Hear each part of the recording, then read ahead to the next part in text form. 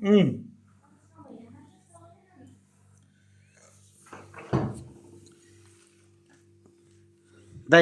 हजुर कहाँदेखिबाट लिएर आउनु भएको यो कछुवा?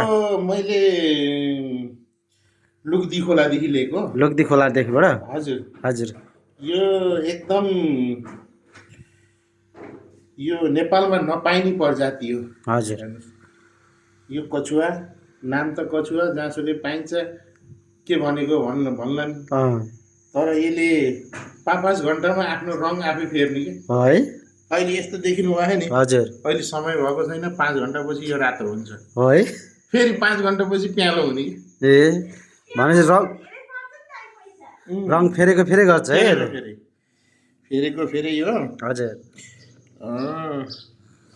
यो किन्न आएको थियो 5000 मा किन्ने हो। हजुर जहिले यसलाई किन्ने फेरि यसको गुण के छ भन्दाखेरि शुभ हुने।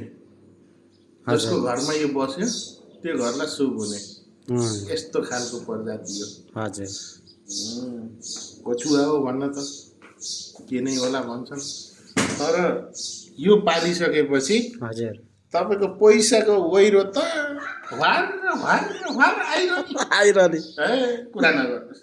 कहाँ राखौँ भनेर फुर्सदै छैन छैन। ब्याङ्क चाहिए तपाईँहरू पनि आउनु न। यो कछुवाको गुण चाहिँ यस्तो छ ल हेर्नुहोस् मजाले। अब 5000 पैसा ओइल्ने कछुवा भन्नु होला। अब आफ्नो आफ्नो भाग्य हो। मलाई यो भाग्यमा परेको अब पहिला पैसा खर्च भएको भाइ। हजुर घरबाट बाहिर हिँड्यो पहिले गाडी बिग्रिने पैसा त्यहीँ खर्च। कोहीले पर्सै खस्दिने मोबाइलै खस्दिने घरको व्यवहार नमिल्ने घरमा झगडा परेको परै। हजुर अहिले यो कछुवा पालेपछि घरमा झगडा पनि हुँदैन पैसाको वहिरो पनि परै छ। बहुत राम्रो प्रजाति ल हेर्नुहोस् यही हो।